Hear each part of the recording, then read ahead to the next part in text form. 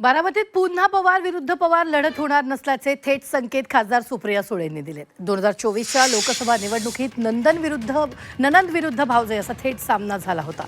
या निवडणुकीत सुप्रिया सुळेंचा विजय तर सुनेत्रा पवारांना पराभवाला सामोरं जावं लागलं होतं. मात्र 2029 मध्ये आता पवार कुटुंबात सामना होणार नसल्याचं सुप्रिया सुळेंनी स्पष्ट केलंय. तर कुटुंब आणि राजकारण वेगळे, सुप्रियाताई योग्यच बोलल्याचं सुनेत्रा पवारांनी म्हटलंय.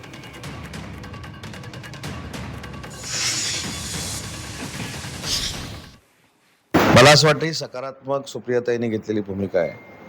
कुठच्याही कुटुंबामध्ये वाद असू नये अशा मताचे आम्ही आहोत.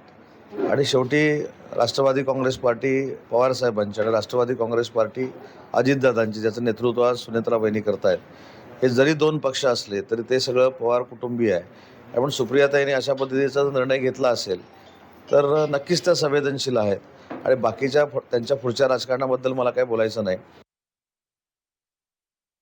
सुप्रियाताईंनी भूमिका मांडली म्हणजे त्यांनी विचार करून ती भूमिका मांडली. त्या भूमिकेशी आम्ही त्या ठिकाणी त्यांनी घेतलेल्या निर्णयाची सहमत आहोत. आता ती पुढच्या लोकांनी कसं करायचं, काय नाही करायचं, हा खरं म्हटलं तर तो त्यांचा विषय आहे.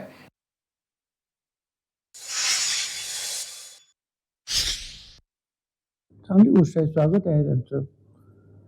काय वाईट काय त्याच्यामध्ये? रोडमॅप जो आहे पवार कुटुंबियांना आखून दिला आहे, ते पवार यांच्या विरुद्ध पवारांनी लढायचं नाही, चांगली गोष्ट आहे. आपण त्याच्यामध्ये चुकीचं काय आहे?